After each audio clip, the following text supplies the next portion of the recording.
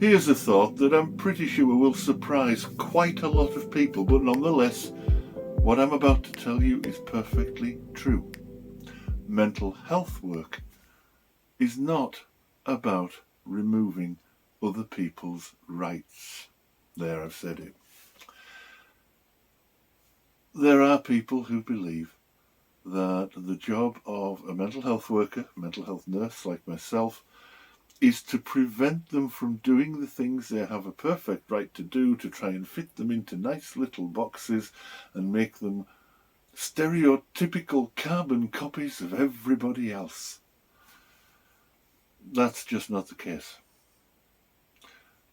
Sadly, there are some mental health workers who think it is. It's not your job, if you work in mental health services, to prevent people from being themselves. It's not your job or my job. It's not any mental health worker's job to stifle someone else's individuality.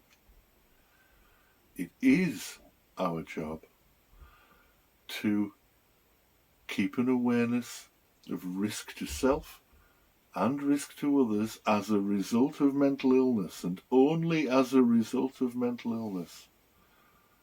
And when appropriate, to ask for the appropriate assessment to see whether or not that person's psychiatric infirmity and the risks associated with that infirmity are severe enough to warrant a deprivation of their liberty.